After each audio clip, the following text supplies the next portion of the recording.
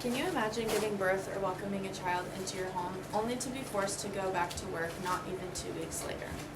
The United States must adopt a federally mandated paid parental leave that guarantees more than 12 weeks of paid time off for both mothers and fathers of these newborn babies. As someone who wants kids one day, I can't imagine being forced to go back to work so soon after giving birth or partner having a child. So I did some research using some credible sources to learn more about the current policies and how we can improve these policies, because right now they just aren't working for everyone. Today I will first explain the impact on not having paid parental leave in the U.S. and how this affects parents, children, and families. Then I will talk about how this federal paid leave policies can offer practical and proven solutions that will benefit everyone involved and people who aren't even involved. So, let's begin by understanding how serious this problem is in our country. The U.S. is just one of 7 countries and the only industrialized one that does not have paid maternal leave policy. According to the World Policy Analysis Center at UCLA, most American employees rely on the Family and Medical Leave Act, FMLA, which only offers up to 12 weeks of unpaid leave and only to some of those employees in those businesses. Now let's take a look at the impact on the mothers of these newborns. The Policy Center for Maternal Mental Health states 1 in 4 mothers return to work within 10 days of giving birth, and women who must return to work before 12 weeks postpartum have an increased risk of postpartum depression. Now, postpartum depression rates have been reported the highest in the United States. The Commonwealth Fund states nearly 2 of 3 maternal deaths in the U.S. occur during the postpartum period, which is up to 42 days following giving birth. Compared to women in other countries we've studied, U.S. women are the least likely to have supports such as home visits and guaranteed paid leave during this critical time. Now let's talk about the impact on these newborn babies. I found a medical journal in the National Library of Medicine where researchers increased the duration of paid maternity leave and compared that to how that lowers infant mortality in low and middle income countries. They said, each additional month of paid maternity leave was associated with 7.9 fewer infant deaths per 1,000 live births, where someone births a live baby. In relation, a relative reduction in infant mortality of 13%. Notably, the reduction in infant mortality increased during when paid maternity leave was concentrated more of in the post-neonatal region. So this time helps deepen the bond and connection, but also helps the mother produce more milk. According to the World Health Organization, breastfeeding is one of the most effective ways to ensure child health and survival. If breastfeeding were scaled up to near universal levels, about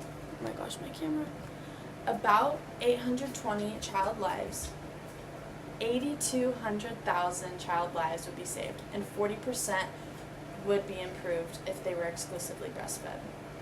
Lastly, I want to point out some of the global comparisons.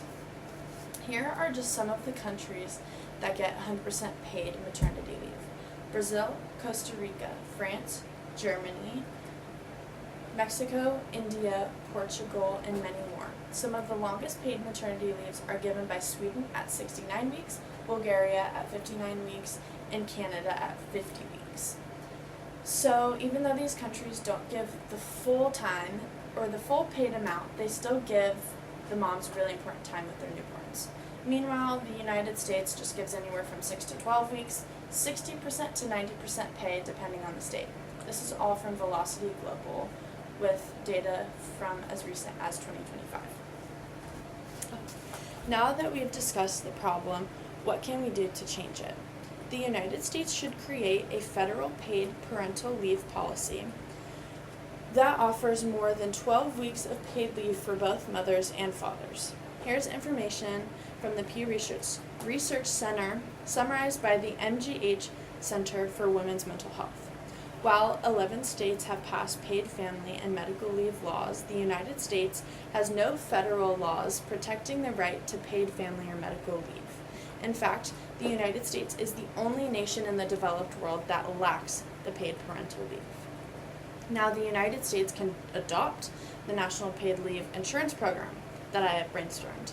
This would be similar to how Social Security and unemployment insurance is handled, which means it takes a small payroll tax split between employer and employee at 0.5%, and this could fund the benefit. California's paid family leave program has been running since 2004, and it's funded entirely by employee payroll deductions, and it only offers up to 8 weeks of paid leaves at 60 to 70% of wages. Now, we can expand job protections for these leave-taking workers. Right now, the federal FMLA only protects about 56% of workers that are in companies that have 50 plus employees. Now, this would extend the eligibility to part-time and self-employed employees to lower these rates. Now, design policies should offer equal paid leave to both mothers and fathers, rather than assuming that the care is solely a mother's responsibility. This will encourage co-parenting and reduce the pressure on mothers, and help close the gender pay gap by keeping both parents equally involved. And lastly, shift the culture around fatherhood and family roles. For example, Sweden has a policy where each parent gets exclusive leave. If the father doesn't take up his portion, it's lost, which has dramatically increased the parental leave. Each parent has 90 days reserved exclusively for him or her. So he or she decided to take these, if they decide not to take them, they can't be transferred to the other parent, which inclines them to use all of their days. Now, in conclusion, today I've discussed how the lack of a national paid parental leave policy in the United States negatively impacts mothers, infants, and families. I also shared solutions, including creating a federally funded leave insurance program, expanding job protections, and promoting equal leave for both parents of each family. It is clear that the U.S. can no longer afford to be the only industrialized nation without paid parental leave for both parents. We must implement a federal policy that supports these families for more than 12 weeks of paid, job-protected leave for all new parents. No parent should have to choose between bonding with their newborn and keeping their job. By passing these paid parental leave policies, we can choose family and keeping our jobs, all while improving our society and our nation. Thank you.